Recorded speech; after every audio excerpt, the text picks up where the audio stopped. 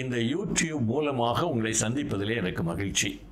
நான் ஏற்கனவே சொன்ன மாதிரி இதில் காலைதோறும் நான் உங்களிடத்திலே சங்கீதத்தின் அடிப்படையிலே தியானத்தை நடத்துகிறேன்.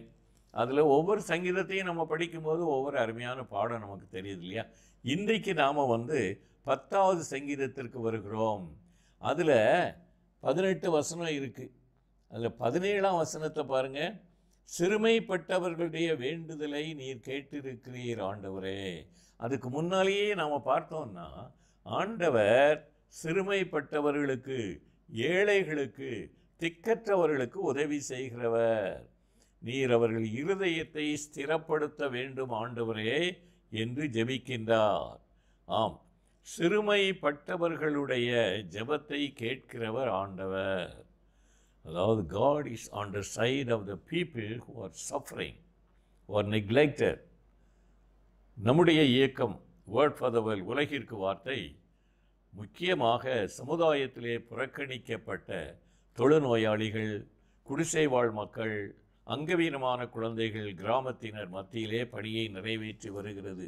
காரணம் என்ன தெரியுமா?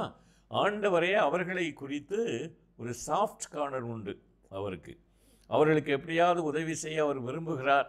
அதனால் நாமும் அவங்களுக்கு சுவிசேஷத்தை சொல்லி அவர்களை உற்சாகப்படுத்த வேண்டும் என்ற எண்ணத்தோடு தான் நாம் 1991 ஆண்டிலே இந்த இயக்கத்தை தொடங்கினோம். சரி, இதில் ஆண்டவர் சிறுமைப்பட்டவர்களுடைய ஜெபத்தை கேட்கிறார் என்றால் எல்லார் ஜெபத்தையும் கேட்கிறார், அதில் சந்தேகமே இல்லை. ஆனால் சிறுமைப்பட்டவர்களை குறித்த ஒரு சிறப்பு இடம் ஆண்டவருடைய இருதயத்திலே உண்டு. ஆகினாலே அந்த ஆண்டவர் அவர்களுக்கு நிச்சயமாய் உதவி செய்கிறார். மண்ணான மனுஷனினை பலவந்தம் செய்ய தொடராதபடிக்கு தேவரீர் திக்கற்ற பிள்ளைகளுக்கும் ஒடுக்கப்பட்டவர்களுக்கும் நீதி செய்ய உம்முடைய செவிகளை சாய்த்து கொள்ளுவீர். ஆமாம், அதை ஆண்டவர் நிறைவேற்றுகிறார் இல்லையா? சங்கீதம் எழுதினது பல 100 ஆண்டுகளுக்கு முன்னாலே. ஆனால் இன்றைக்கும் நமக்கு அதுதானே உண்மை.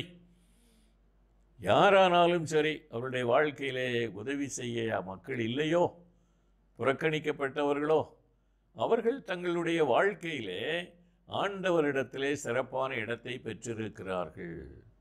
அவர் பிறந்தது ஒரு ஏழை குடும்பம், அவர் வாழ்ந்தது ஒரு ஏழை சமுதாயம். ஆனால் ஆண்டவர் இந்த உலகத்தை படைத்தவர், இந்த உலகத்தை ஆளுகிறவர், இந்த உலகத்திலே பெரிய ராஜாவாக வரப்போகிறவர். எவ்வளவு அற்புதமான காரியம்!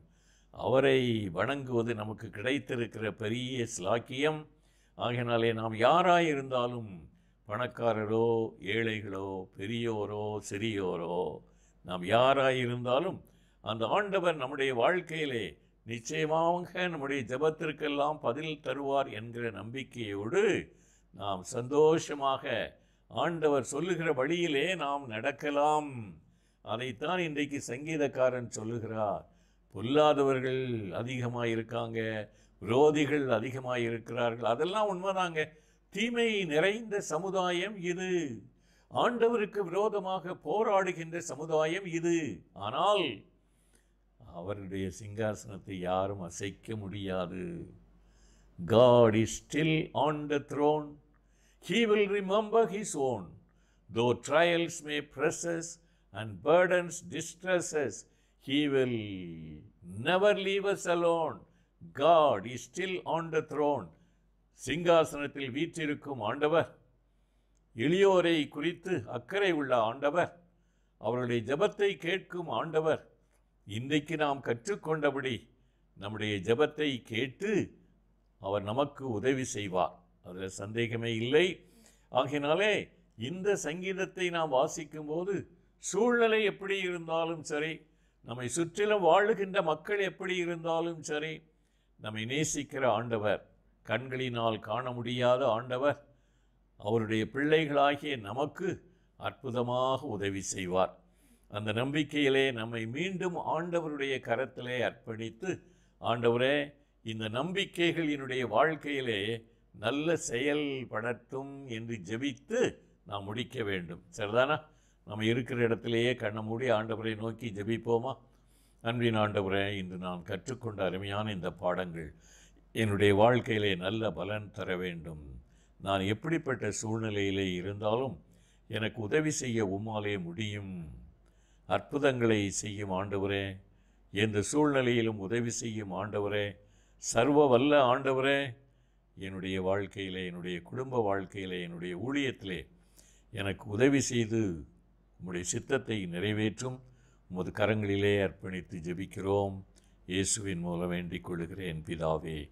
ஆமென்.